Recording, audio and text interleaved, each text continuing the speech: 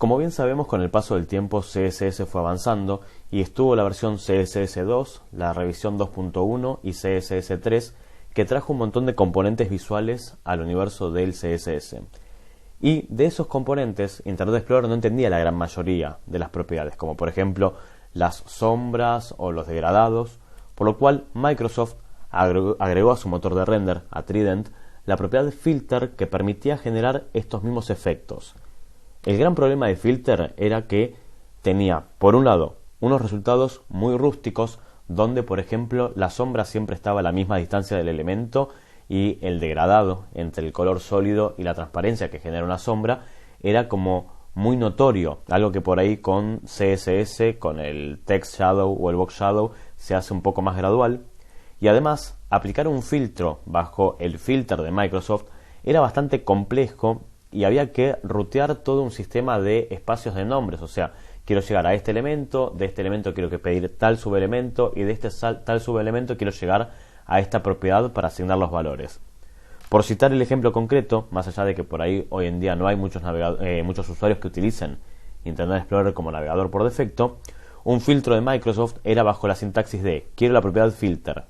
Ese filter va a depender del ProGID, que era una propiedad del motor de render de Trident, y mediante otro sistema de 2 puntos se accedía al filtro que queríamos, mediante el DX Image Transform. El DX es el DirectX, que es un plugin o componente que Microsoft le agregó a todos sus productos, principalmente para el manejo del 3D.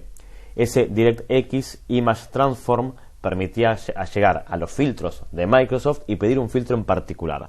Por ejemplo, la sombra o la rotación o la transparencia, el alfa. Y entre paréntesis se indicaban los valores que iban a formatear esa propiedad en particular.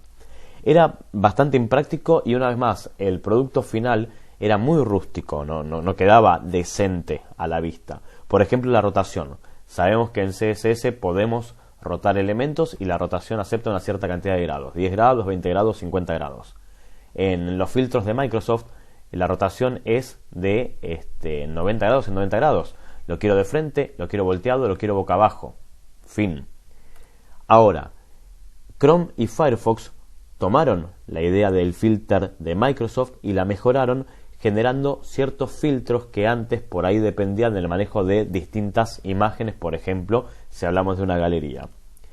En el caso de Chrome, el filtro requiere un prefijo, obviamente, esto conforme el navegador vaya actualizando sus versiones, porque hoy en día los navegadores sacan distintas versiones quizás cada 15 días o cada una semana. Es probable que eventualmente se elimine la necesidad del prefijo, pero conforme los usuarios no vayan actualizando el navegador, es probable que necesitamos, para tener un terreno seguro, aplicar el WebKit Filter. En el caso de Firefox no hace falta el prefijo, directamente es la propiedad filter con los efectos que queremos generar. Dentro de los filtros posibles, uno que tenemos por ejemplo es el blureo. Hacer esa capa de desenfoque que por ahí tienen los programas fotográficos como Photoshop.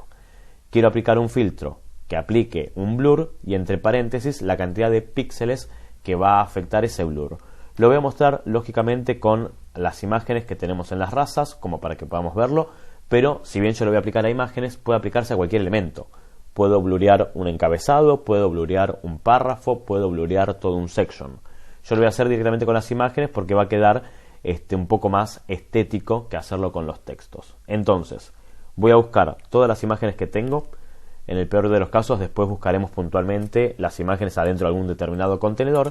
Y le voy a decir que quiero como filter un blur. Y entre paréntesis, la cantidad de píxeles que quiero blurear. ¿Qué es la cantidad de píxeles que quiero blurear?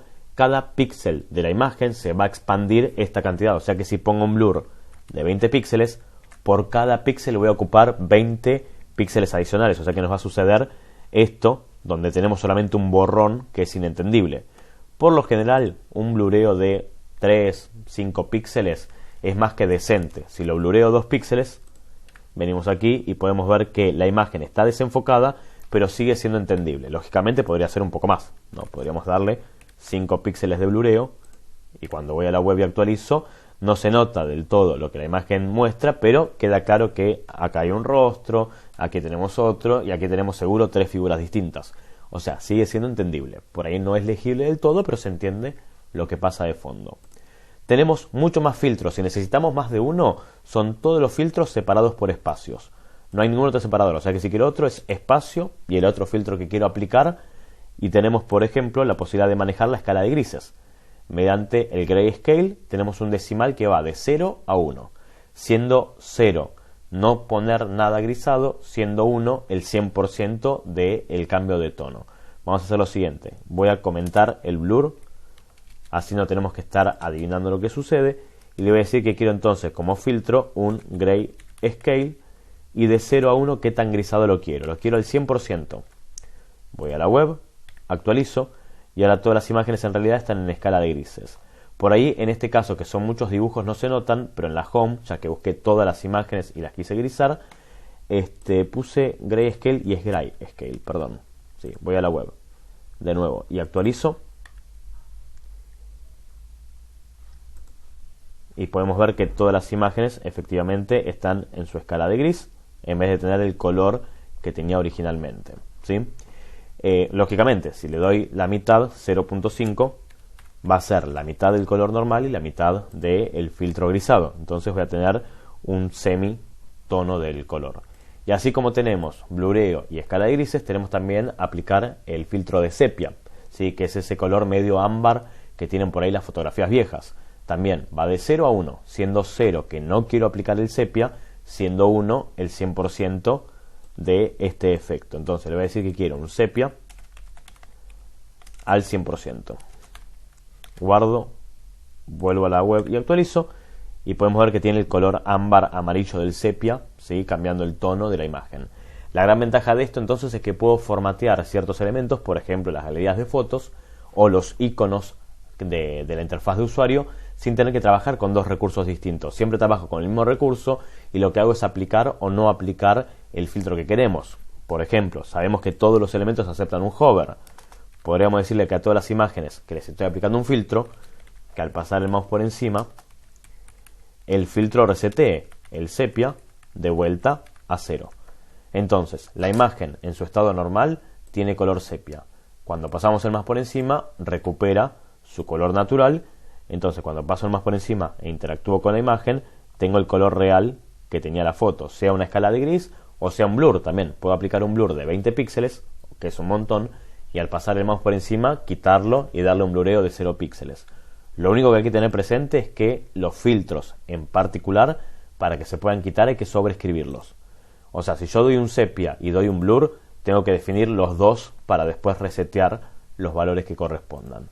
Tenemos otros filtros más que podemos aplicar. También tenemos la posibilidad de saturar un determinado elemento, o sea, trabajar ya con los colores, y acepta cualquier valor decimal. La saturación por defecto es de 1. Cualquier valor de 0 a 1 va quitando la saturación, cualquier valor por encima de 1 va a sobresaturar el elemento. Volvamos a quitar el sepia, lo comento, así vemos el saturate en función, ¿sí? Voy a aplicar un filtro que sature y cualquier valor de 0 a 1 o por encima de 1. Entonces vamos a darle un saturate y vamos a decir que quiero que, primero, aguarden que lo dejo normal primero. Venimos aquí, este es el color normal de la imagen, ¿sí? A esta imagen la voy a saturar por encima, la voy a sobresaturar, ¿sí? Le voy a decir que quiero una saturación de, perdón, me quedó mal el cierre del comentario, una saturación de 2 veces, o sea el 200% de la saturación. Vengo aquí y podemos ver que el color azul es más intenso todavía, ¿sí? Vamos a hacer lo siguiente, en el mouse over el saturate vuelve al valor normal. Entonces vengo aquí, ese es el color saturado, pero este es el color normal. Podemos ver que el color es más intenso cuando se satura, ¿sí? Lógicamente, si lo desaturo, si le quito la saturación, va a ser un poco más apagado de lo que normalmente sea, ¿sí? Y de hecho, si lo desaturo del todo, vuelvo al gris. Entonces, el color totalmente desaturado es gris y al pasar más por encima, vuelve al color normal que corresponde. Así como tenemos la saturación, tenemos el brillo y el contraste. Misma teoría. El 1 es el 100% del brillo, o sea el brillo normal, el 1 es el 100% del contraste normal, de 0 a 1 voy quitando brillo o voy quitando contraste y de 1 para arriba lo voy sobre cargando, ¿sí? o lo hago más brillante, por lo cual van a quemar los colores, o contrasto mucho más los valores normales. Entonces, quiero una saturación del 200% y quiero también un brightness también del 200%, o sea, por encima de los valores normales. Y al pasar el mouse por encima, reseteo la saturación y reseteo el brillo. Y lo que vamos a tener entonces es una foto más intensa en color, pero además quemada.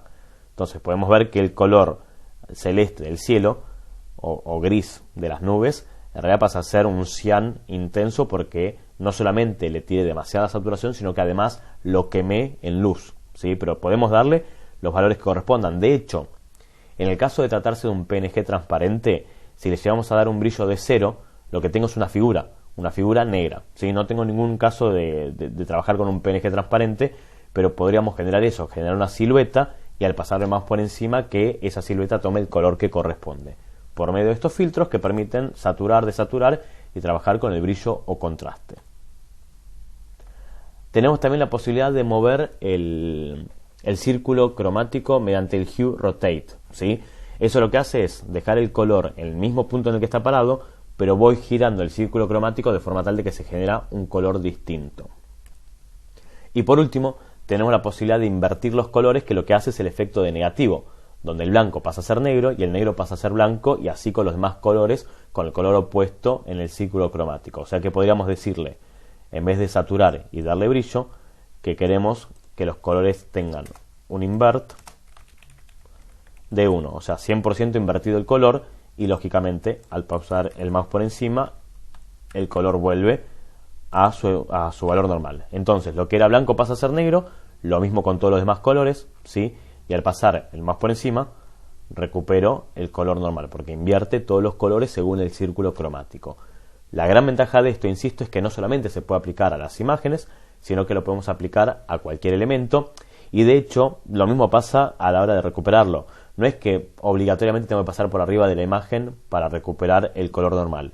Le podríamos haber dicho que al pasar por encima de este contenedor, que si la memoria no me falla es un artículo, al pasar arriba del artículo, que se resetee la imagen que está dentro. Entonces, vamos a hacerlo así. El mouse over pasa antes, perdón, esta IDE-IMG va aquí. Estoy esperando un hover arriba de cualquier artículo. Entonces, si paso el mouse por encima del artículo completo, busco la imagen de adentro y la reseteo, aunque no pase formalmente sobre la imagen.